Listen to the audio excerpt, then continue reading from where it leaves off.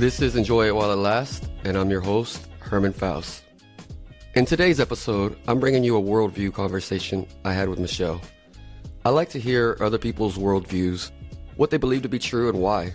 Things like if they believe in God or not, why, and how does that affect the way they live. This was the first recording I did of this kind of conversation, so I wasn't quite sure where I wanted to start it yet. We ended up starting by talking about what drew me to philosophy as a major and her interest in the subject, which quickly turned into what we think of certain conspiracy theories, and I asked her view of the government. Side note, this was recorded before the most recent election, so when Michelle references Trump's administration, she was referring to his first term. As we progress through the conversation, you'll hear my frustration with arguments that feed into themselves but can't be beat, our thoughts on morality, and what our nature is as human beings. Last thing I want to say before I step away to let you hear our talk is a little disclaimer. I know how complex people are and how many reasons a person could have for holding any belief. And if mine is different than yours, just know that I accept I could very well be wrong in pretty much anything I say. Enjoy. Yeah, while you're in the bathroom, I was like trying to quickly Google like what are like some philosophy topics, and I was like, is there something like really stands out that I want to bring up? But you came back like way too fast. Oh my! I should have taken a shit. I'm sorry. Feel free to, if you want to go scroll through that Google and just see if anything pops up on your favorite, anything stands out to you. No, I always loved doing thought experiment. That was the reason I ended up majoring in philosophy. After I pretty much knew after the first intro class that I was going to major in it, just because of the different thought experiments, the thinking in detail of what's beyond the physical world, and just what do ideas mean, what do numbers mean, just all of the. I was immediately entranced in philosophy, I guess. Yeah. No, I would love to like delve into it and actually like be a part of it, but I feel like I just know like a passing understanding of what philosophical ideas and what thought processes come to mind. The great thing about it, honestly, though, is if you can be a logical thinker, you don't really need to have any historical knowledge of anything, because you can have an argument just explain to you why they think this, and it's the whole point is everything is supposed to back itself up logically. You can't just, there's no faith-based arguments, I get that. So even if you don't know exactly what, Socrates was teaching or Aristotle was teaching specifically, in any specific conversation, it doesn't matter. You're just talking about the subject itself or whatever, No, I totally get that. And that's part of why I love it. And this is more English and language focused, but I remember doing a unit about logical fallacies and like what arguments are not solid because of like the fallacies that come with it, like the straw man argument, the red herring, the just like different things that are just illogical. So that makes your argument weak. Yeah, I loved that unit, and I loved knowing about like the different strategies to avoid those sorts of fallacies. Logic was honestly also one of my favorite college classes. That's a if you're going to a requirement for a course in philosophy. For a degree in philosophy, and I actually felt like after taking that class that it should not be a college philosophy class. That should be a required high school class. And that's basic when logic. I was taking that class. But it wasn't required, I don't think, it for you when you took it. It was part of my English unit, but again, I was in the advanced placement courses, so maybe it wasn't like required for all students. Yeah, okay. Because I felt like basic logic should be taught to every person. Yeah. But then we would not be as controllable, which is why we're not taught basic logic. That's at least the way I view the world. But yeah, I was, because it's so frustrating how much of the world is run illogically. Oh yeah. And how much people's arguments are illogical. Like just they hold beliefs based off of illogical or emotion-based arguments, and it's so frustrating when I see that all the time. That I really wish the high school was mandated. Oh yeah, you had to have basic logic recurring throughout, maybe starting in elementary even. For sure. You kind of talked about something that I think would be a good idea to bring up in this next conversation. You brought up the idea of control and, those not being taught so that we are controllable. I am I don't want to say passionate, but I am very interested in like conspiracy theories and things like that, and like the idea behind them. Okay, so then, one of the things I do like to ask about is, I guess it starts with the physical world, but we can skip that part if you want to. But like, I like asking, like, what do you think is the truth of the world, basically? So, do you believe, like when I mentioned start with the physical world, do you believe this world right here in front of you is all there is, or do you believe in a religious sense of another world? Do you believe in the simulation theory? That's my favorite of my mom's. Like, there's like. Just, or even maybe you believe in there is the physical world, but there is others when we're attached in some other way. There's several different possible beliefs. The same type of question, I guess, societally. What do you really believe is the truth of society? Like, what is behind? Who are the powers to be? Oh yeah. I definitely think that it's not that the public is not. I feel like the public is easily controlled and it's being controlled and is very, but I also think that when you talk about conspiracy theories in general, everything gets lumped in together. So, like, I'm more so talking about the idea of conspiracy theories and the mechanisms and the whole product that comes, or not product, the whole almost like assembly line that has to go about for a conspiracy theory to actually be plausible. I'm on the side that like conspiracy theories are not, most of them are junk. And and honestly, I think even conspiracy theorists would have to say most are junk because there's so many conflating conspiracies about different things. My idea behind it is more so with a conspiracy theory that has to be on a large scale. You have to have so many mouths like keep quiet, and I just don't think that's possible for any sort of thing. I know I tend to possible agree in a certain way, such as was it MK Ultra? That was they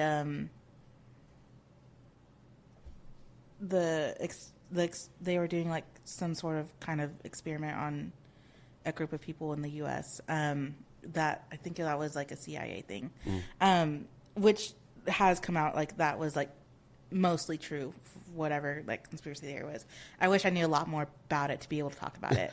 But the idea of like, like there's a like the flat Earth theory, like it's been disproven so many times. Okay, yeah. But for it to like actually be true, there are so many people involved that have to commit to that. And the thing about that is there are people that would have to be involved would be people that also don't benefit in any way. Exactly. As well as just any individual. Like these are things like that are I mean, that one in particular is verifiable by yourself. That you can. There's ways that you can confirm the curvature of the Earth. Right. I think it takes like having the confidence of there not ever being a whistleblower ever coming out, which is not. I think that just goes against human nature. There's always going to be someone who like is not with the group. I think that anybody that is completely certain, 100% certain of anything is basically, you should be suspect of any of their beliefs. Yeah. Because whatever strongly I believe in anything, I also think that I could be wrong in every single thing I believe. Because we don't know shit. Yeah. That's by what we only know what we know very little, I guess. And the little that we know can be manipulated very easily. So that type of thing, though, that drives me crazy. Those type of the Earth is flat. I can't think of. Now I'm not thinking. Now I can't think you're of not any. Thinking of it, yeah. But like, even like the JFK, the conspiracies around the JFK assassination. You're pinpointing what information you're going to take in, and then what you're going to say is what you're taking in and giving lots of importance to. And what you're going to throw out as opposed to looking at all the evidence to see what's the most likely thing here. I think the JFK one stands out to mind. It comes to mind for me just because of, I mean, living in Dallas and also one of the radio stations I listen to, one of the guys talks about it a lot. One government conspiracy theory I actually do believe is that the U.S. government was aware of the Pearl Harbor attacks before they got the information that they were going to be attacked before the attack happened. They got the intel, and that they just let it happen as a way to get into the war themselves, with the Americans' approval. I mean, oh yeah, to get the general. Yeah, you're right. The approval. I think that there is enough believability to that one. There are some that can be quite believable. I'm not saying like all of them are wrong, but a lot of the big ones that have big followings, I do think that for the conspiracy to have such an overarching influence requires a lot of work on the back end that I just don't think is possible. I think that in recent times it would be anything vaccine related or COVID related. Oh, It would be don't get the jab or it's going to kill you. Yeah, I think that's one of the more recent ones. Or don't. That even my family fell prey to. Like I know people personally that like really skeptical of vaccines, and it's hard to come at it logically whenever they are making illogical arguments. With things like that, what gets me is I try to follow. I believe what I really believe is that it's right in our faces that the people with money are the people with the power. It's not whatever political party or figure. It's a handful of corporations and billionaires that really are in control of everything. And again, when I say it's right in our faces, look at when you go back to what we just talked about, the vaccine. When the vaccine first came out, who were the first people getting it? The people with money, the people that were the people who were old, the political party leaders. Like these, like if they're the ones getting it, unless you again this to your point, if all of them were fake shots, if it was all fake, how would that not come out? Right. The media exists, and even if you think media in general is part of the cover up. Media works in a way to where literally me putting out this podcast, I could be considered media now. Media is just if you're trying to cover the truth. So you wouldn't be able to there is no single media. It would be exposed somehow. Somebody would expose it, like to what you're saying. Yeah. So pretty much if I feel like if the people who I feel like are in power be, again, billionaires, political leaders, things like that, if they are doing something, putting something in their body, I'm probably going to want to put that in my body too. That's my thinking on it. I get that. I guess do you take government just for what it is then? Do you like for what is presented to you as then our government? For the most part, yes. I do think that there are government secrets that are confidential, that are not privy to the general public, specifically military. Like you're saying, intel sort of situations that may not garner the approval of the American public gets kept under wraps. I know what made me also to break the reason I brought up Pearl Harbor is because I was thinking that one is believable. I didn't go back to I never thought that the 9/11 being a government inside job. That seemed way too far fetched and way too out there because one is a military base versus monument and individuals and civilians. I mean, I think the more believable idea is that the intel reached them beforehand, but not with enough time for them to stop. Like at that point, it was already in progress. Like it was a few minutes before the first plane hit or whatever. I do see that as believable, but at that point, how are you going to stop something like that? Do you feel then? I guess that it is what it is. People actually do. The vote matters. People's votes matter. People go out and. The voice of the people, it will be done by the government, I guess. Besides a few secrets for your own good? I do think the vote matters, especially in local government. We talked about this in our earlier session, but politics is your everyday life.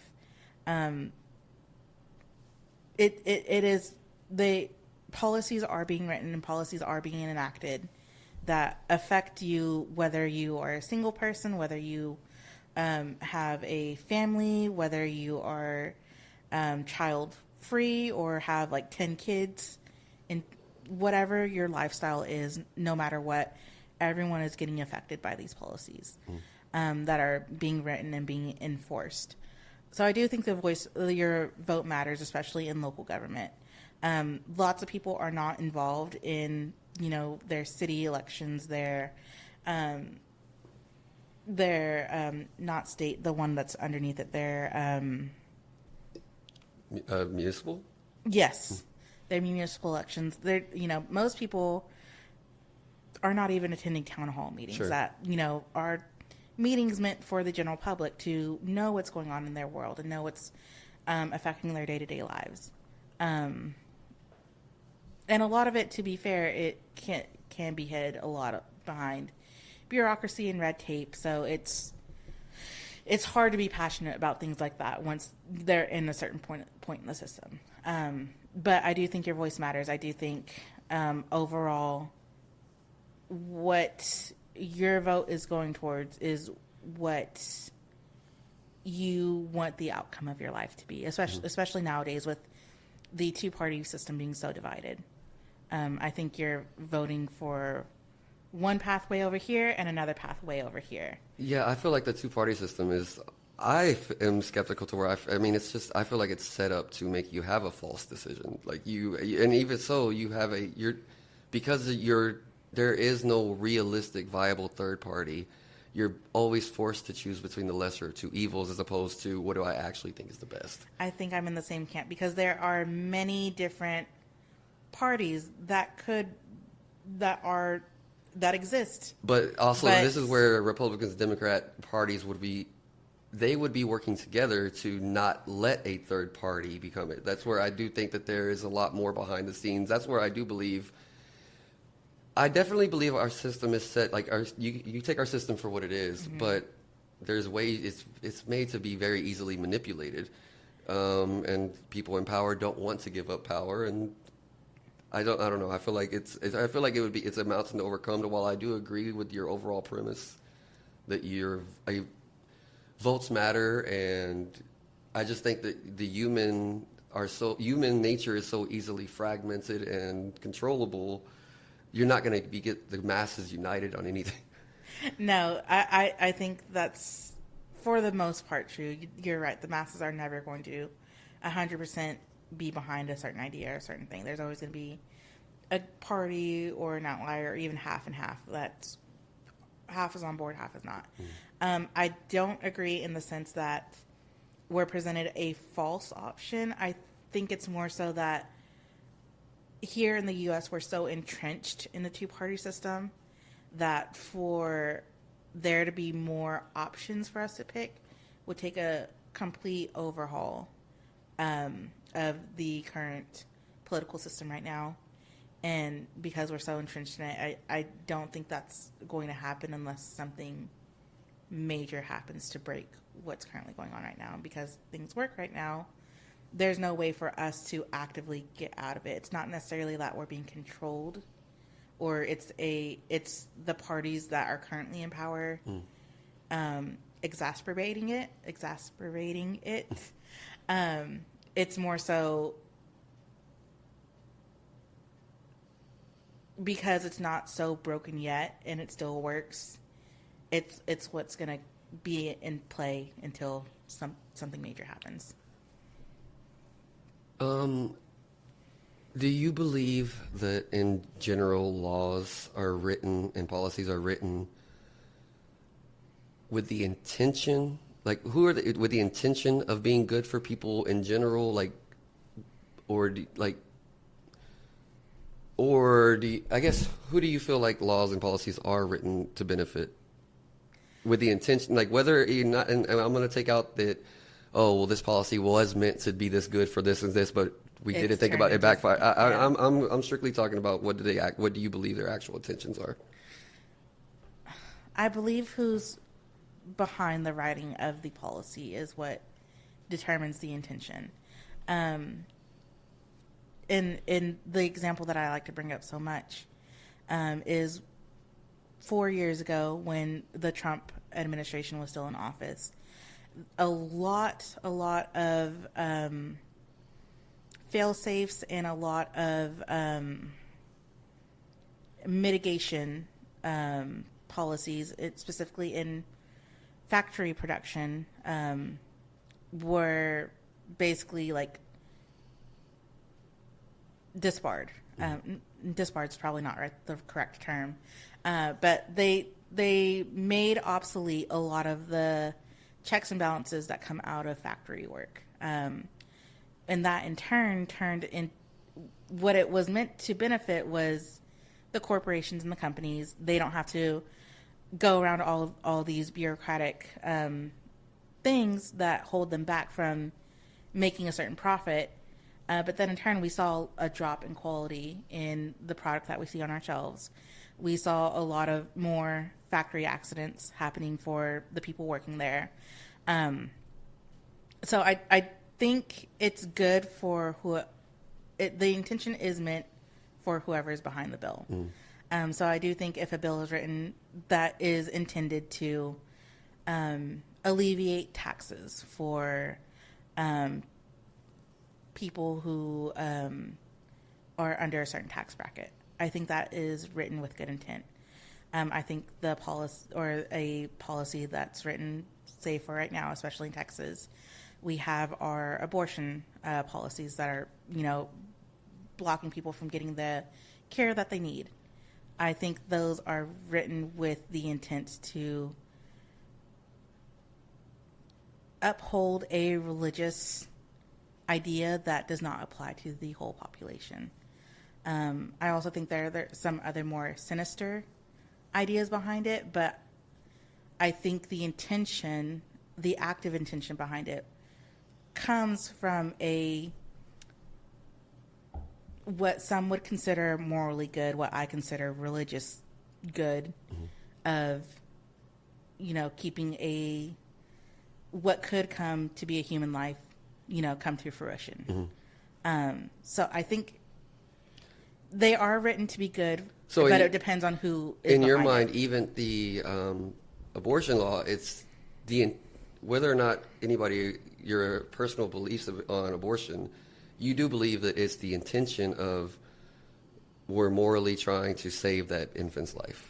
I think that's the intention behind it. I don't think that's the reality behind it. See, where I would argue that I believe that it is another control tactic of, I really do feel like the world is very much haves versus have-nots, and the masses don't realize how much everybody is in the have-not group, basically.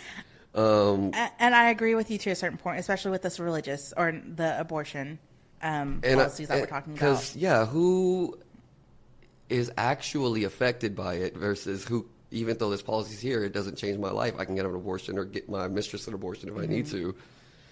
It's, it negatively affects the people who cannot just get up and go to another place or don't have the resources to do so. And I think you're right in that sense. I think the ideas behind these policies are made with good faith.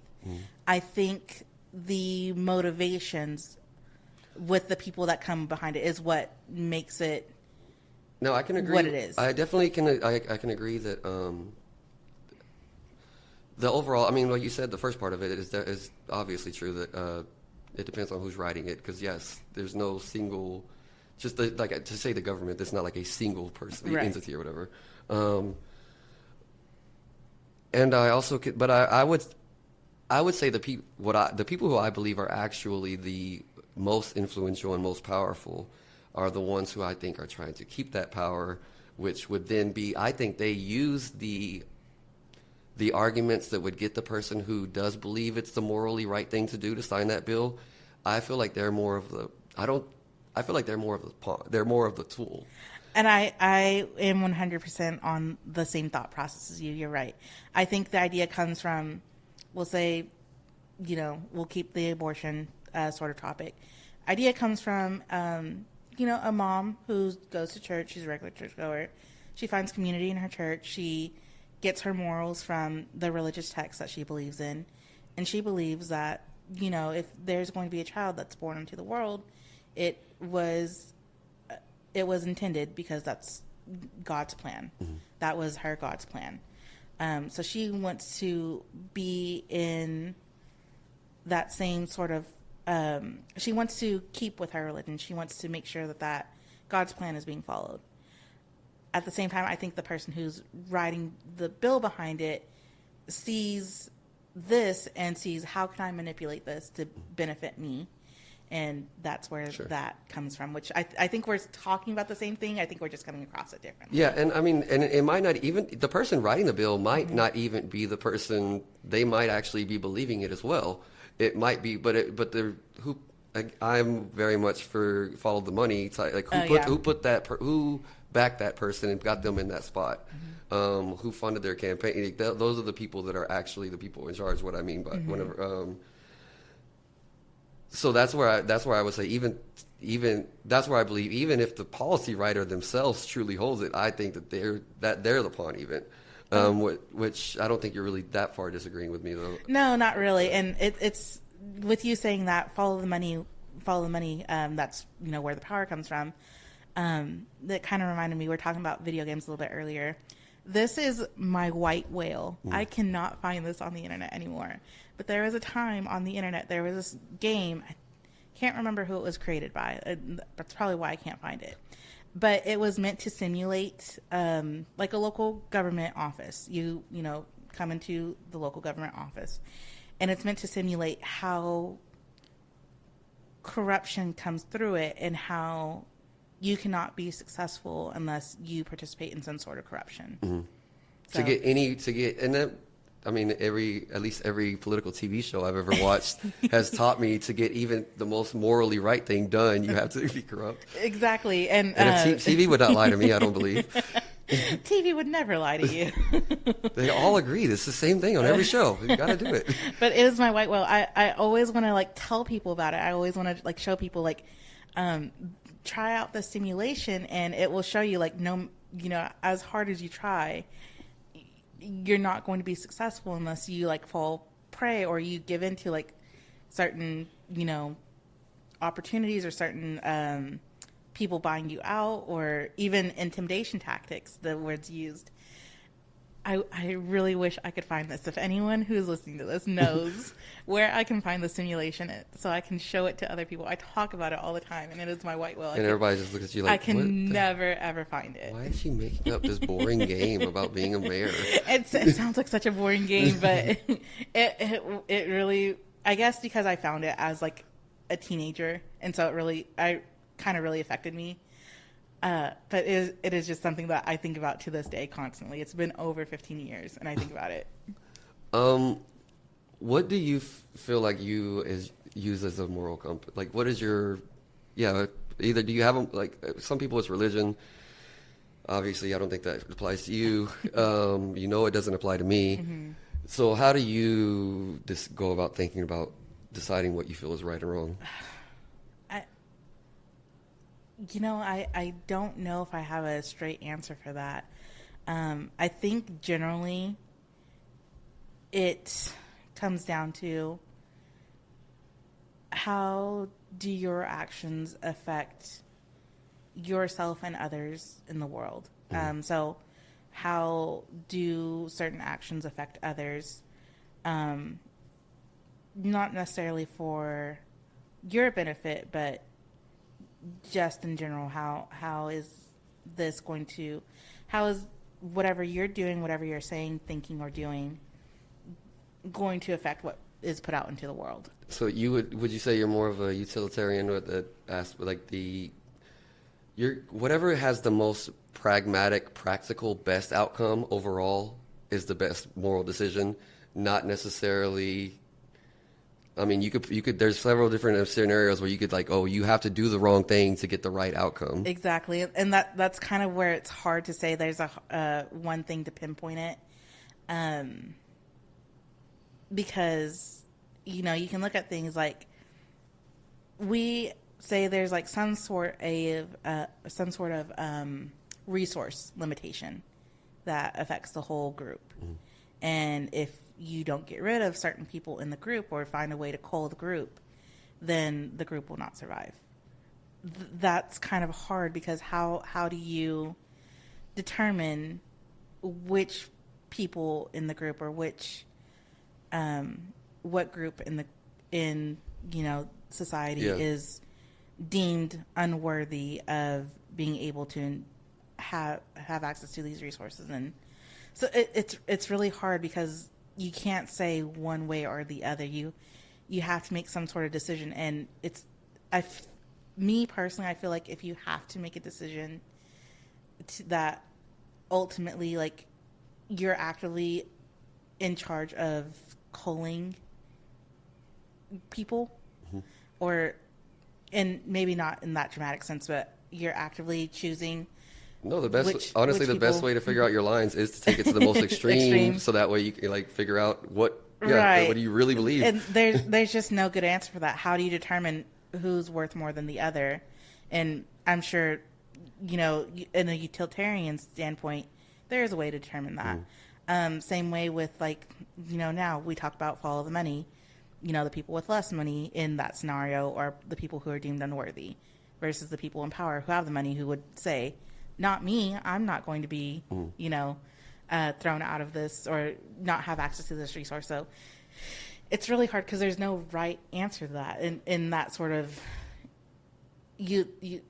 I wouldn't consider myself a utilitarian,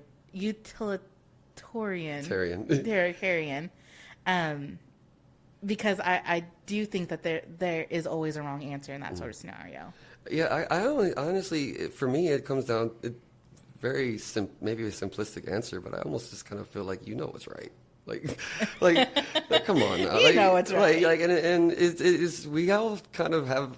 I think that if you get presented a situation, almost every time, if you just get presented it, if you take any biases away from whatever the situation is, but if you can present it to a group of people, most of the time you're going to be able to get some type of, again, if you can remove bias, and that's where I think the complications come in for us as people. We all have our own biases for everything, but if you can take away anything, you just know the facts of a situation, you usually can tell. And to answer the whole, the idea of, okay, would you kill one person to save 10 people? And to me, I think, okay, well, in that situation, you're right. You're valuing a life, and what if the one person is, okay, it's a 5-year-old little girl. Can you do it now? Yeah. Well, why could you when it was, this 30-year-old man, but you can't kill her? Why? What's the difference? There's, I definitely don't I do think I don't know that there is necessarily a moral right or wrong in those types of things. I think it's more. Because I just think if you look at what we are just animals with advanced brains. So start there. In a world of chaos, I don't know. I definitely do think there is a morality. I don't want to say it like that, but I don't think that us as humans our judging of things as good or bad is always right in general. I mean, I'm contradicting myself right there because I just said you know what's right, but then I say we don't always know. But I guess I don't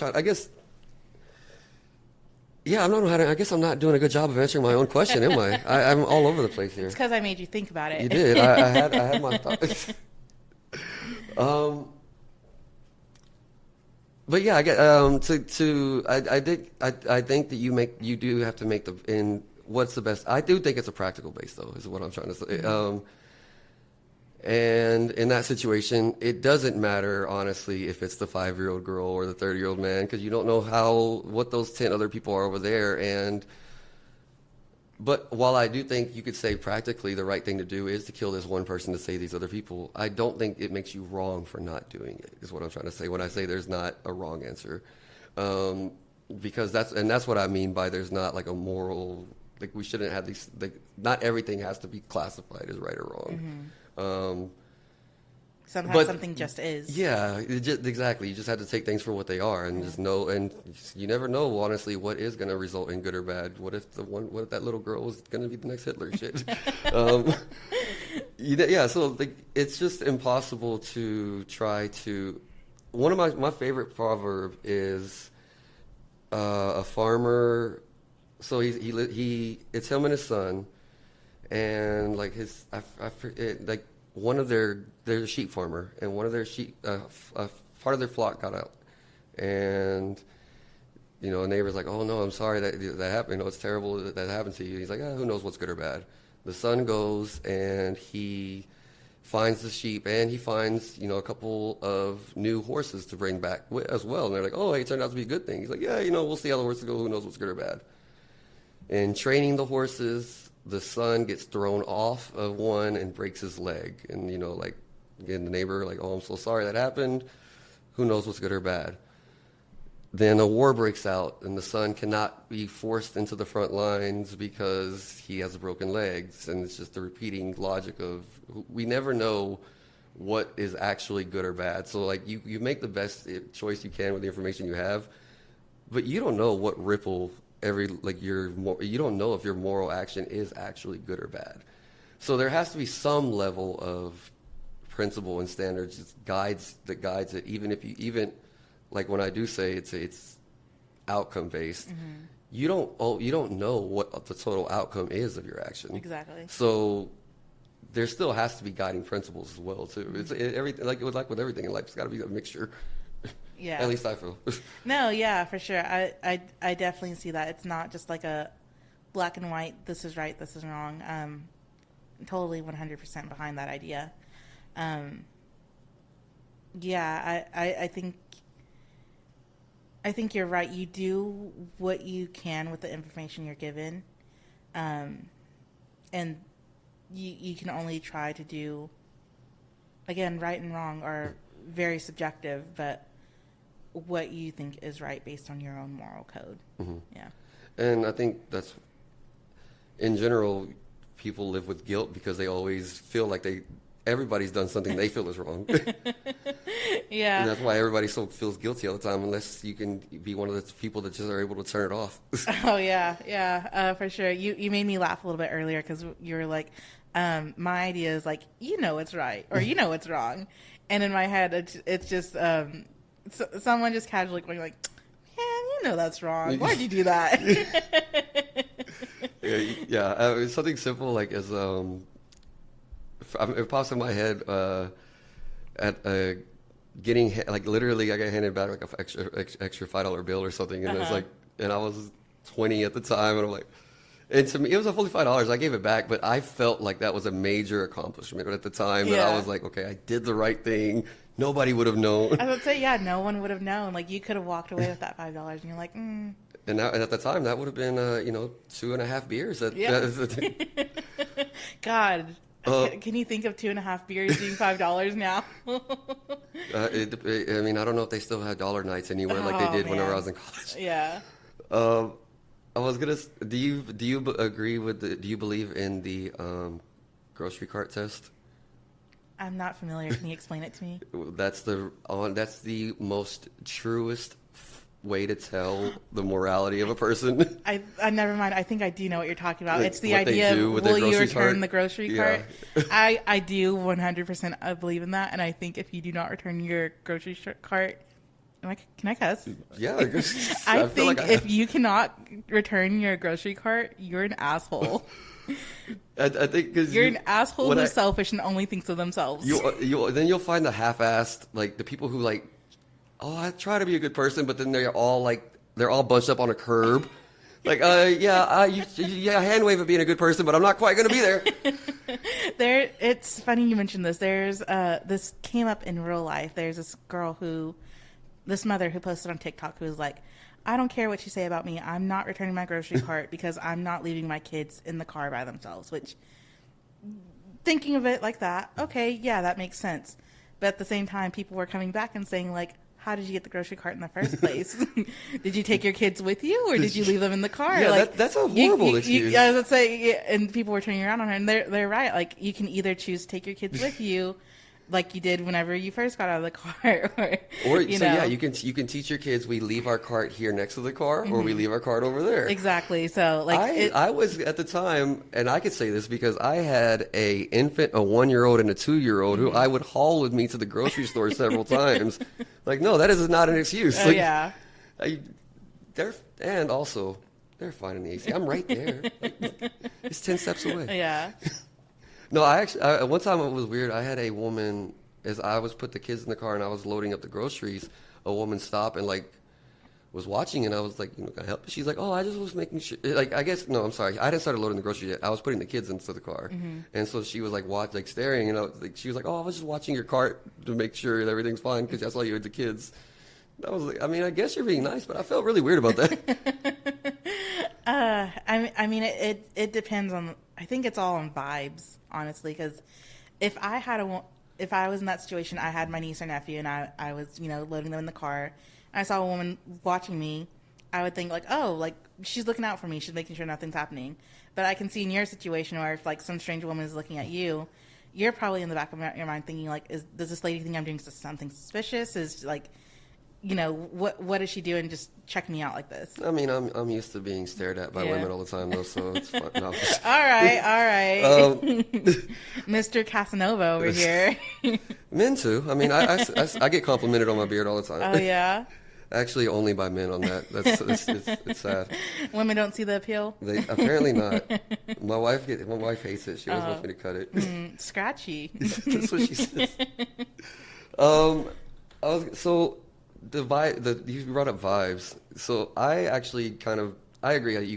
There are people. I don't know if you want to call it an aura or vibes, but so that kind of goes with one of my topics. I like to at least we touched on a little bit. Is just I do believe that there's something to that. Which, and that's the case, then that means it's not. Do you believe if you do as well? Do you think that just is like a physical thing that maybe we don't know how to? Because I do think that there's maybe like science is a way to describe physical sensations, but that doesn't necessarily mean that there's not something bigger at large to put those mechanics in place. So vibes might like weird, whatever sensations you call it, like auras. Do you think that it feels like? I guess first off, you get those feelings as well from people, and then how do you feel like that relates to what it means for the nature of the world? Yeah, I know what direction you're trying to put this. So I do think there is like a science base behind it. I think what's happening in that sort of situation is you yourself are picking up on like actions or just like they're called micro reactions. Or micro mannerisms? Yeah, micro mannerisms. Mm-hmm. You're picking up on that unconsciously, and your brain is taking in that information and, determining, oh, like this is a, good, bad, something in between, whatever. I've never really been someone who's like, we know I'm not religious. I've never really been spiritual either in that sort of sense. But I do think that you do pick up on things from a person based on how they stand, how they react, whatever little movements that they're making, whatever facial features they're making. I think you're taking in that information all the time, and you are processing it on an unconscious level. So I think that's where that comes from. So I guess do you believe then that the physical world is all there is? I think my perception of the physical world is not all that there is, if that makes sense. I think I have a perception of the physical world, whereas some microorganism on a different planet, on a different galaxy, has a different concept of the physical world. I think there are things outside of my comprehension or outside of what I can physically see or understand that do exist. I think if I don't physically see it, such as, we'll say ghost. I don't believe that ghosts or spirits or apparitions are a thing. I think what's in my world around me is what exists to me. I think that there are things around other people, other organisms in Earth or wherever else. I do think that there is a world outside of my own. It's just that I'm not there to experience it. What do you imagine that to be? I guess I'm not quite sure what you mean by that then when you say with others. So just since you brought up ghosts, do you feel like ghosts or maybe something else like do exist to other people? I guess to me, I don't understand the difference between saying it doesn't exist for me, but it does exist for them. It's but that might not be what you're saying, so I don't want to clarify. Yeah, maybe I'm not getting that across very well. I think that there are things that exist and happen outside of my consciousness. Say a dramatic example. I am someone who is existing in this century, in this time period, in this time frame, whereas there is someone all the way on the other side of the world who is also in this century, who's living in this time period, that doesn't necessarily think of my world as part of their world because they're having a completely different experience. Same thing in the sense of we hear about this tribe all the time that is isolated from society. Yeah. They have their own world that we are not a part of, that we do not experience. And just because I don't experience it, doesn't mean that it's not there, if that makes sense. So it does sound like you do, like you're giving some type of importance to something that is not physical in the sense of whether it be culture, but not necessarily culture, but just there's some sort of collective experience, the hive mind almost that we have. Yes. Yes, but opposite in the sense that there is no one hive mind because there's no one central experience. I guess more. I was just. I wasn't thinking hive mind in the sense whole full species. I was more thinking tribalism. I guess in that sense. Oh yeah. But I get. So. But even in that, it still all resides on the globe, on the physical plane. It's just that the world is too big for us to be able to perceive it all and be able to take it all in. Then yes, I would say that. Okay. Do you believe all of who you are is basically just all in your brain? It's all about the wiring of your brain? I do think that. I do think it's all, and the terms that I had used in the past as a teenager. You are a 2-pound piece of meat organ piloting a flesh bodysuit. Yeah. That is you. You are within the brain, and there are things that people colloquially say comes from the heart, that you experience certain sensations or certain feelings from the heart. I think feelings are also all in the brain. So the same way you can have a phantom physical feeling, a physical feeling on a phantom missing limb. Yes, that's what I was trying to say. Exactly. That's all. So I agree that emotion, when you feel something in the pit of your stomach, it's not actually coming from the pit of your stomach, though. Yes, yeah. Exactly. So yes, I do think of consciousness in that state. Like once your brain stops receiving oxygen, stops receiving blood flow, whatever it does need to survive, that's the end of your consciousness. What would you say to somebody that has, what's your opinion on people who has experienced severe brain damage? Then that basically that first person is, would you say that first person is dead then? This new person, there's been examples of people who do have different personalities or completely different. Yeah, just I guess. No, I don't want to go back to repeating myself, but yes, they do have different personalities after a traumatic event. I wouldn't say that they're dead. I do think that they would be a different person in the aspect that we're all different people, as we're all constantly changing and growing. You don't feel so even when someone goes through a severe brain injury, it's just a more, I don't want to say violent, but a more hard cut of your change or your growth. I guess it's a more sudden and severe as Yes, opposed severe to is the word I was looking for. we all are changing just more gradually, is what you're trying to say? Exactly. Okay. Whereas something that is traumatic in that sense is a very severe growth spurt. I really like that answer. I don't know that I like it a lot. It's tying it.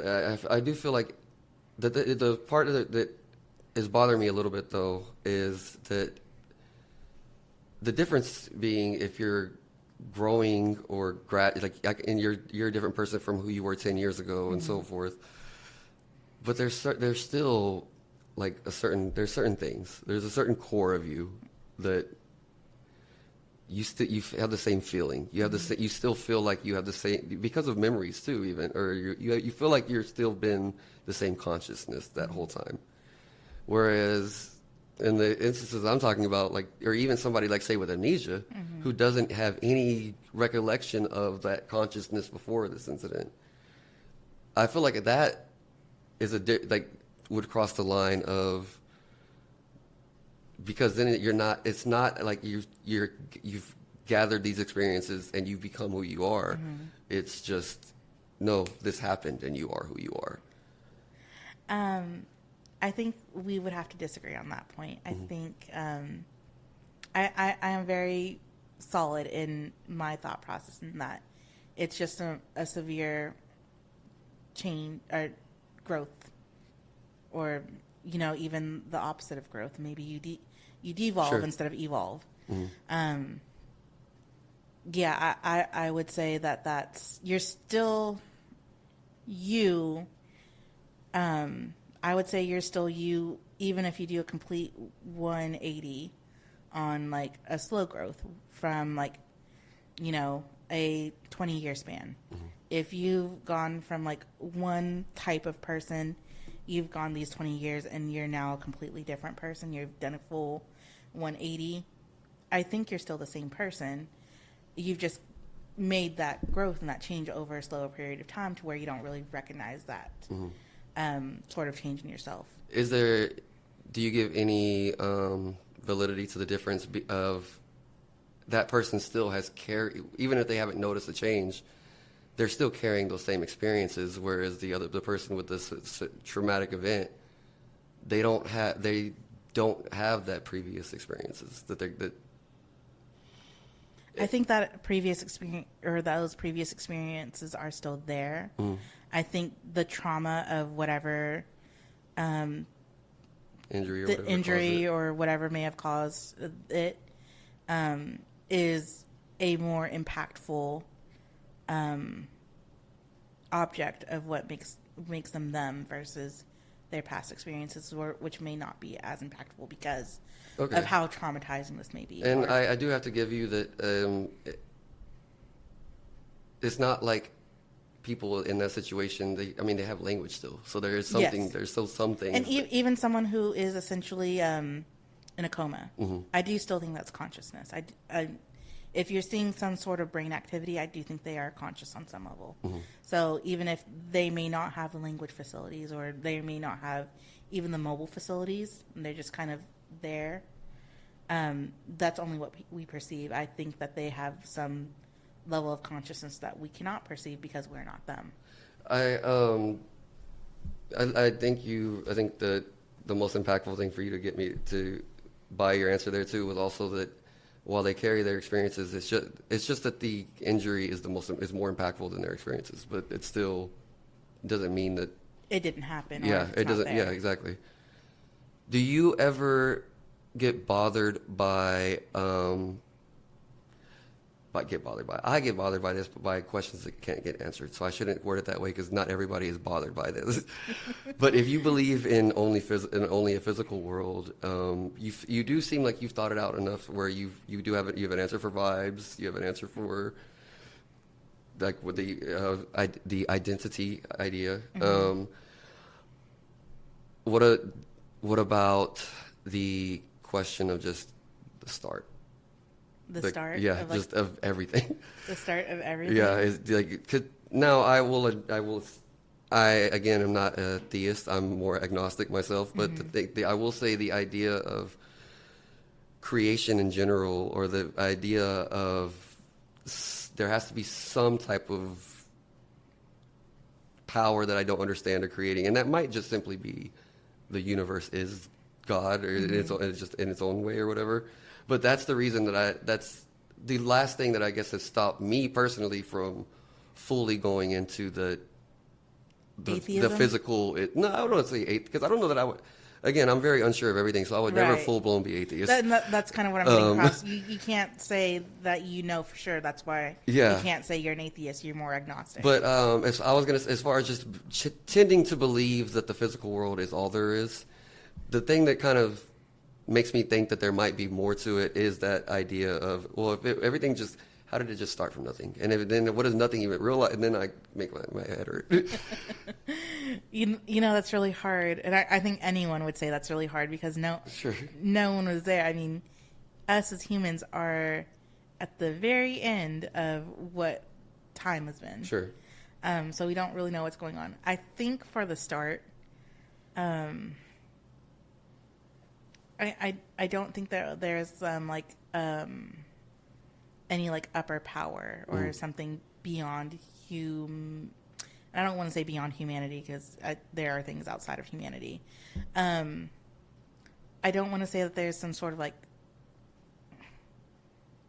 I guess, upper power, puppeteer, or anything that like, I'm going to push these two things together and that's going to jumpstart, or that's going to start creation. I think that there were just a certain amount of like elements and things out in the universe physically, and one thing came across another thing and it reacted in a certain way, and it just became a chain reaction to where you get to where you are now. Of if you just take the infinite nature of the universe, that there just happened to be the right conditions at this particular planet. Well, I'm honestly, thinking even beyond planets, sure. The creation of like stars or whatever is it just out there. Yeah. So then that would also imply that there would be other non-universe spaces as well, though. Which again, honestly, I don't really like talking about start of time stuff, because there really is no. Like, you can have your, like, I just like that. There's no good ending, like you said. There's no good where for this conversation to go. And it just gives me frustration because of that, because I'm one of those that I do want to know everything, and this is impossible to know, so I just get mad at it. And I totally get that, because, I mean, you're right. There's no way for us to know, and if there's no way for us to know, where do we go after exactly that? But I do ask, just because you do seem very firm in your at least the belief of the physical world only, so I was just curious as to what your, and it seems if the answer, and I would say that fits the answer could be very, very simple, of just I mean, things were, it just was because honestly that would probably be the same answer to any theist. God was just there. It was just that's kind of where I do kind of me personally, I don't know if this counts as spiritual or not. I kind of believe that we are almost seeing, like, as each individual human, we are almost like a brain cell of the universe itself. Like, we are maybe manifestations. I tend to follow in that universal spirituality of feeling that we are manifestations of the universe, of life, where it's all, everything is one type deal that I believe that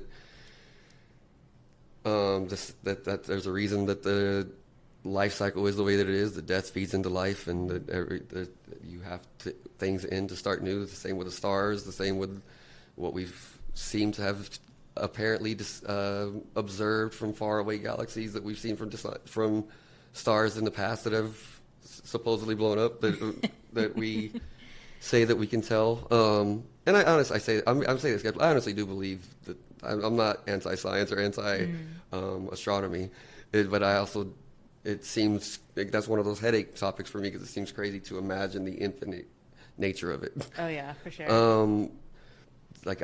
don't know that I do kind of think that I do think that there is a higher power, but I also think that we're all kind of it together. Like we're all just kind of one. It's not like giant thing. one being. It's like Yeah, it's almost like a like the collective. universe itself Yeah. is the creator. Do you feel like your belief of the nature of the world impacts either the way you choose to live or like your moral decision making ever? I can't imagine anyone who would answer no to that. I'm sure there is someone, and I'm sure you've heard of. I no. I can tell you that you're right, but let me pause you and say, can you honestly say that it affects the way you live? Because then people will tell you no. Because there are many, many, many people that have certain beliefs that they should do these things based off of being religious values or whatever they just think is morally right, but they don't do it. Okay, yeah, okay. So let me add the honest word in there. Would you honestly? Yeah, that makes sense. But I mean, even then, yeah, how I think of the world, I think does dictate at least a part of what I think of as my moral code and how I interact with the world around me. Mm-hmm. Yeah. I guess what then is different, let's say, about what's changed about your behavior, big or small, from if you did believe in a God, a spirit, and an afterlife? Well, if we're talking about the Christian God, the idea that as long as you accept my son as the Savior, all your sins will be forgiven. What's stopping me from being sinful up until the very last moment of my life and being like, oh, I believe in your son being the Savior.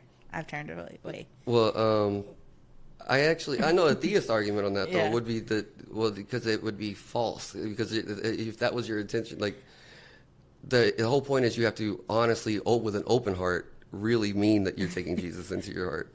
And in that counterpoint, I think of my father. We talked about this in our last session, where he had a near-death experience, and he claims that he saw God and he was given a second chance at life. Whereas if maybe he wasn't given that second chance, maybe he did cross over and was no longer living, he still would have had that experience, and he still would have said, like, oh, I believe, or whatever. So I think you could live your life with that intention, but once you come across it and you actually have that feeling, I think it is possible for you to actually feel that way.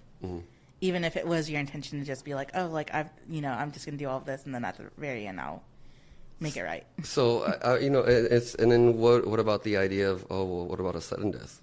You can't. What's your plan there? I mean, you're going to hell. There is no plan. I mean, you banked on this one idea and you gambled wrong.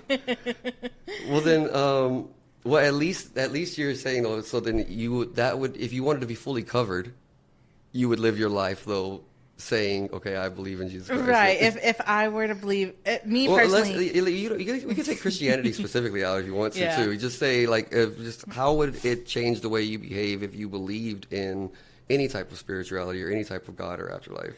I think it would change me in the way that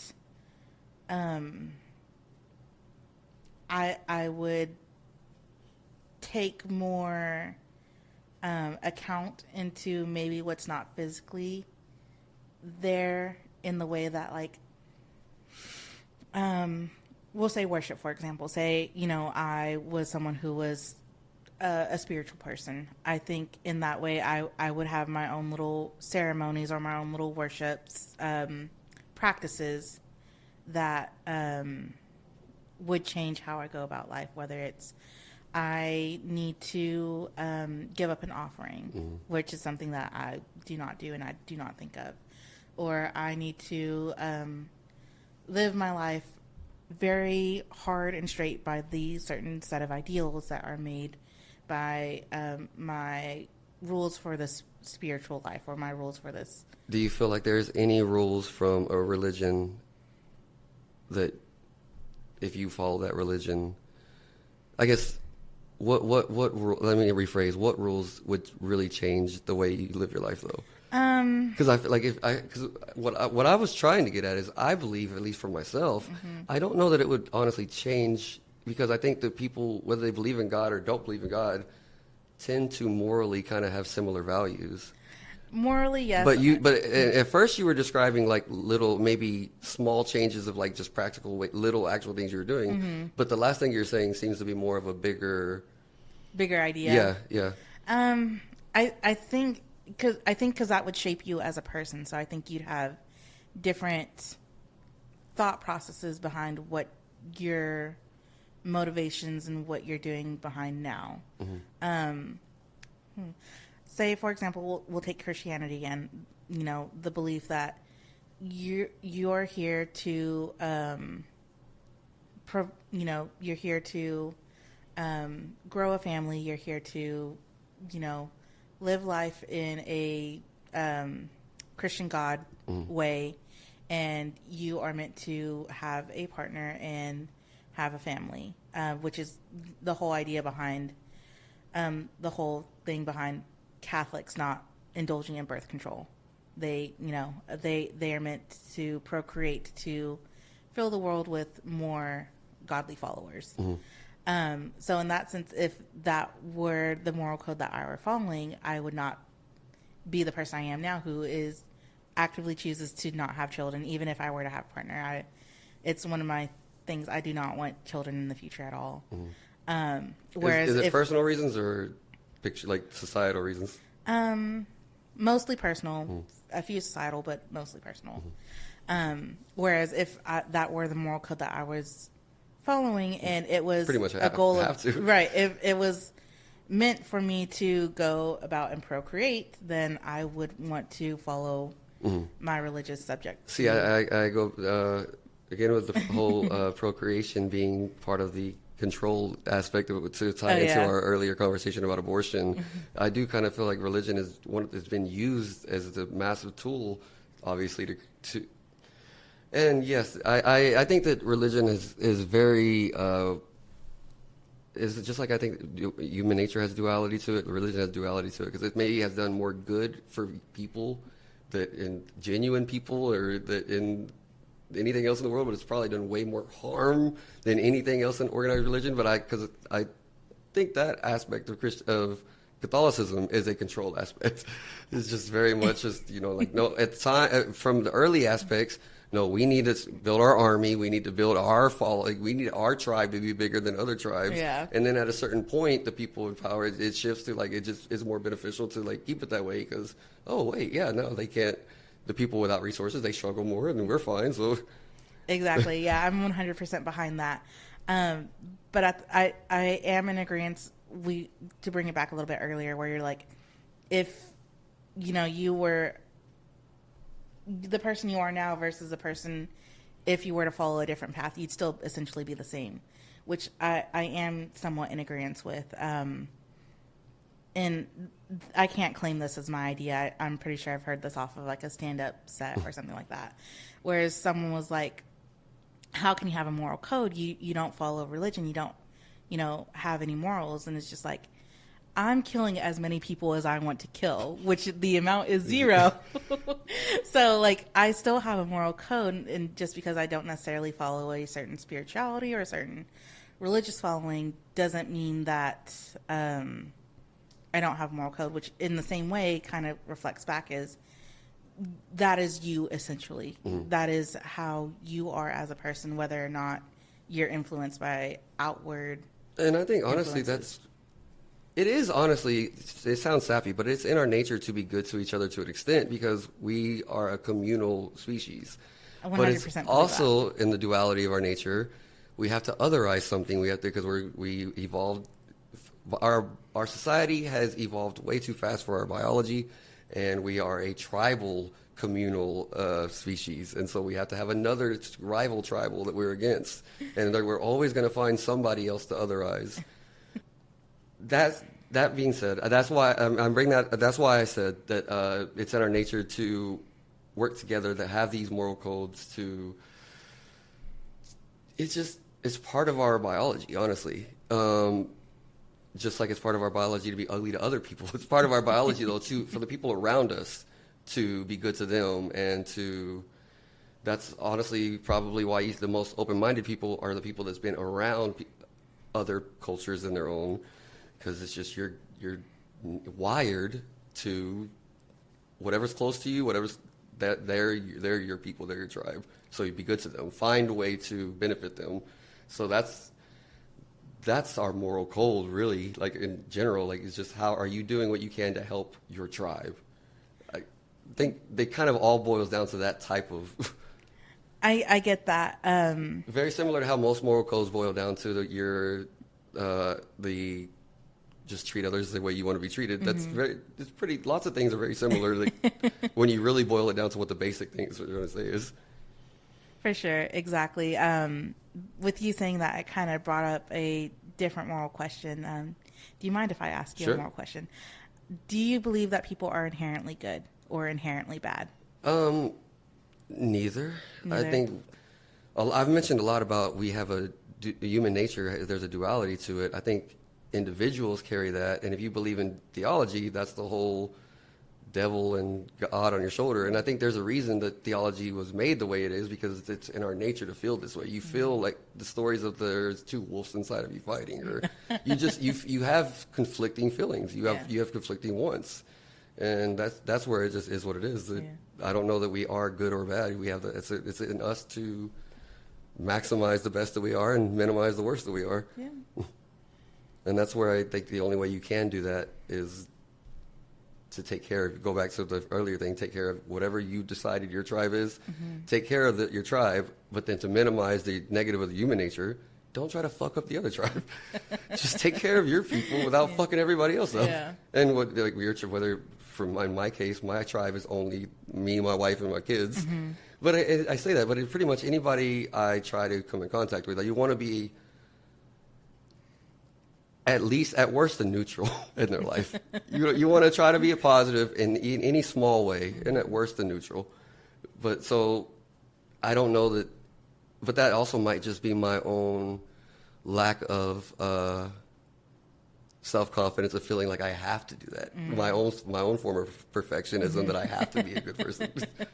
So again, I don't know that, but I think in that way though most people are similar. That you don't. There's a reason you feel bad if somebody flips you off. There's a reason you feel bad if somebody makes a face at you.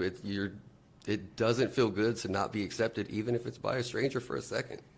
You want to be accepted. Yeah, I can see that. I was firmly on one side of that question. Hearing your answer, I was like, oh, maybe I'm not as firm as I thought. What were you at first? At first, I thought people are inherently good. I thought before your answer that when someone comes into the world, inherently they have no bad intentions or anything malicious towards anyone else or even to the world around them. But yeah, I agree with that, but I also tend to think that type of idea gets overused because that same infant has no good intentions either. It's not like that baby wants to help nobody. That baby's crying. It doesn't know what the fuck's going on. It's got nothing going on. Yeah. And as it grows, and I do agree with the idea though, like you don't hate, and people say like, racism is taught, it's not learned, because you can see kids interacting and not having any differing of that person at all. But in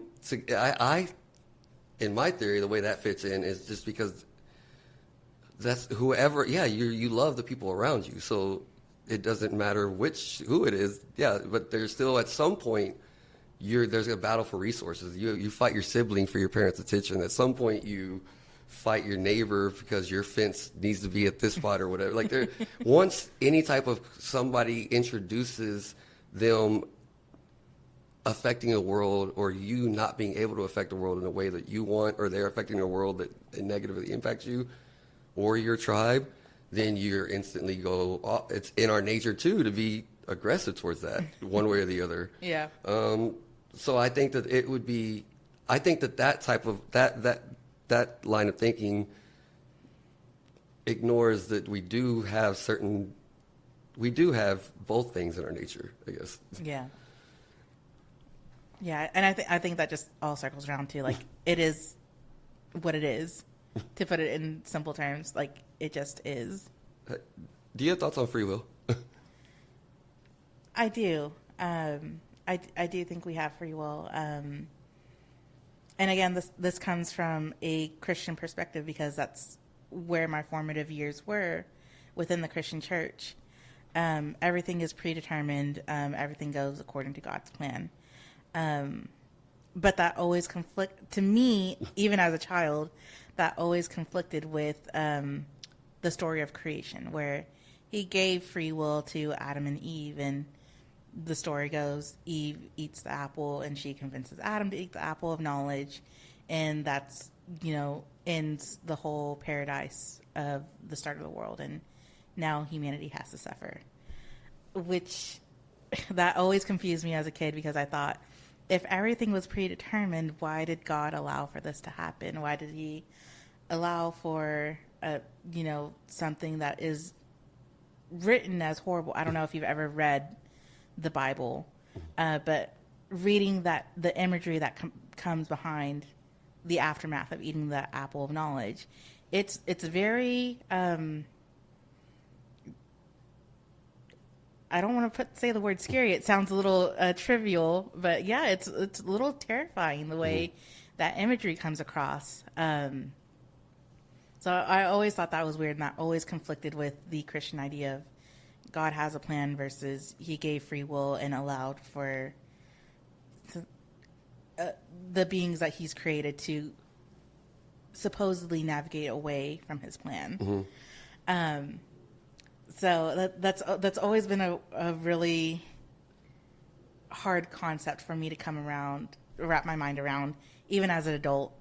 I would think with your current worldview, if your brain is if you are just your biology, your genetics are what they are, and you were born into this environment.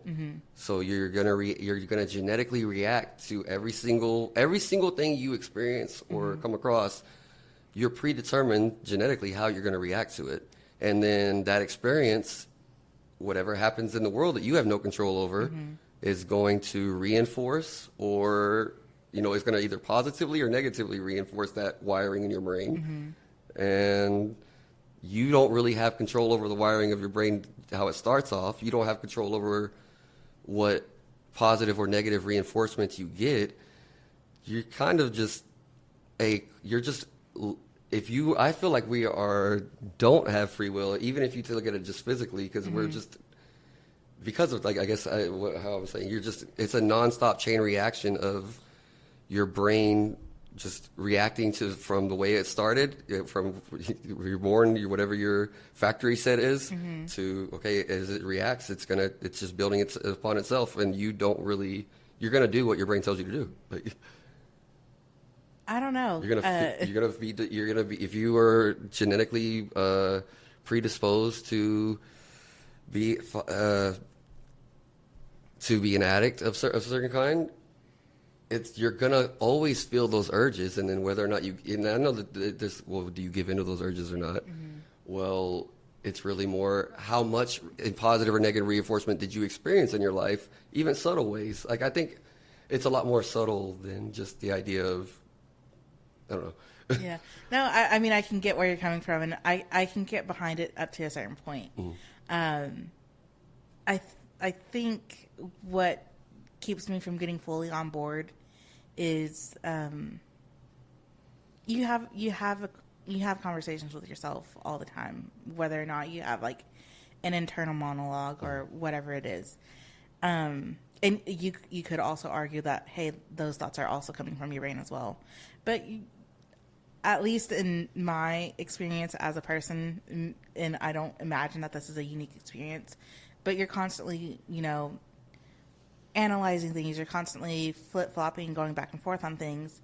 And it's not necessarily because you're at a standstill. It's just the way people are, that they're constantly trying to look for what outcome is going to come out of something. So yes, you may be predispositioned to act or react in a certain way, but at the same time, you're also coming up with counter arguments in your own head. And again, that could be argued.